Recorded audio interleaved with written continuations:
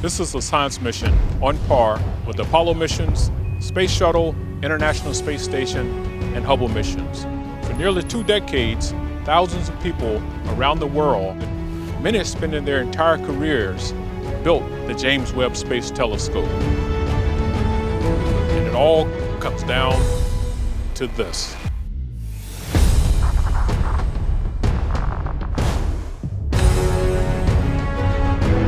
Once we launch the James Webb Space Telescope, there are no second chances. We have 300 single-point failure items, and they all have to work right. When you're 1,000,000 miles away from the Earth, you can't send someone to fix it.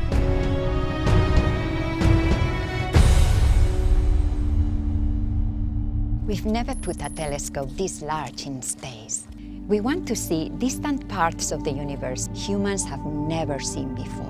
Looking back in time, almost 14 billion years to see the first galaxies that formed after the Big Bang. And we want to search for the building blocks of life in the atmospheres of planets orbiting distant stars. To unfold the history of the universe, we must first unfold this telescope.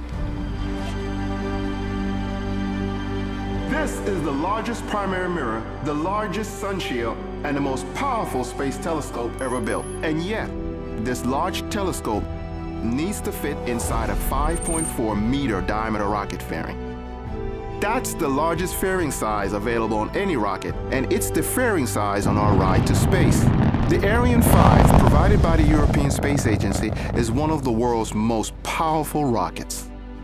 To cheat the fairing size limit, we built Webb to fold, like origami, to fit inside the rocket fairing. And this brings us to our most challenging part of this mission, unfolding it in space. 6, 5, 4. Think of what you're doing. You're taking this extraordinarily delicate, precise, state-of-the-art scientific instrument, you're slapping it on a rocket, and for the next 8 minutes, the explosion from that rocket is following you into outer space. Vibrating you, shaking you.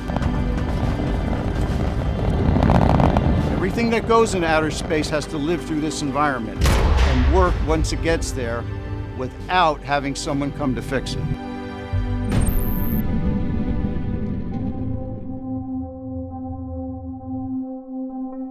Two weeks. That's how long it will take to fully deploy the Webb telescope. We can take longer if we need to, but those 2 weeks after launch are going to be nail-biters. This is the Mission Operations Center at the Space Telescope Science Institute in Baltimore. Those 2 weeks after launch will be like our Super Bowl, World Cup, you pick the analogy. Years of training comes down to these moments.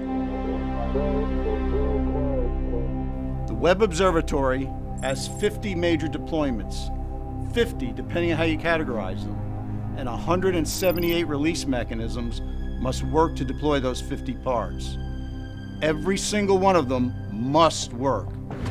Unfolding Webb is hands down the most complicated spacecraft activity we've ever done. Then again, nothing about Webb is easy. We've never done any of this before. There's nothing simple about sending anything into space. You can't do it without taking risks. This mission is squarely in new spacecraft territory. Webb is the perfect example of science desire driving engineering capability to new frontiers. Webb's unique design was born from reasoned engineering to accomplish its science goals.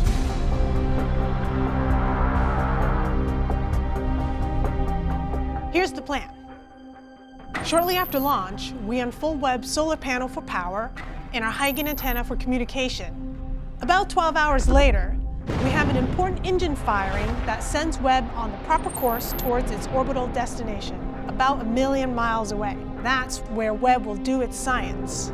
Webb will be moving so fast, it passes the moon's orbit in 1.5 days, half the time it took Apollo astronauts to reach lunar orbit.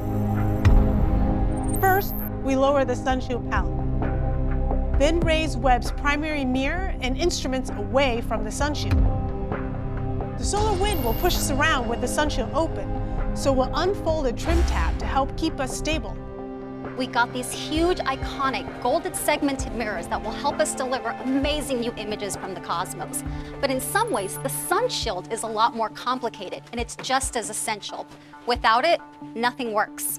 Here we've got 5 sun shield layers, or approximately 8,900 square feet, almost the size of 3 tennis courts, a very thin Kapton material, about 1 to 2/1000ths of an inch thick.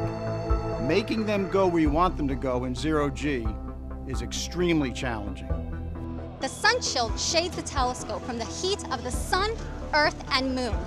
The concept is simple, but there is nothing simple about the design or operation, especially when you get to space.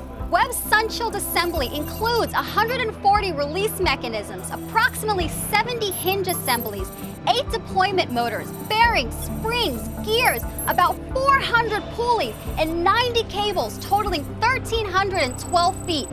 All this just to keep the sun shield under control as it unfolds.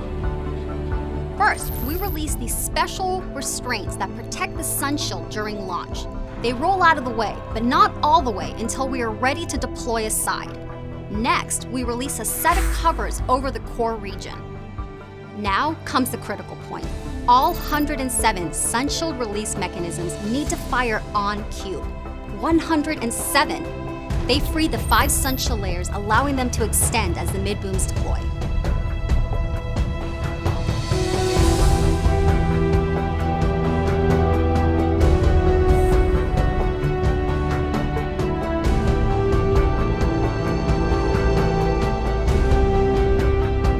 Sun shield fully deployed, we start setting up the optics. First, the secondary mirror is extended and locked into place, and a special radiator behind Webb is extended, which helps further lower the temperature of the science instruments. Finally, we open the primary mirror's wings and lock them in place. With that done, Webb is in its final configuration, but we're not done yet. After 47 deployments, and accomplishing the hardest spacecraft unfolding NASA has ever done, Webb still won't be ready for science. While the instruments cool, we'll control motors behind each of Webb's 18 mirror segments, the secondary mirror, and the fine steering mirror located inside the center of the primary mirror. We'll precisely align the mirror segments to form a perfect mirror. Then, Webb will be ready to explore the cosmos,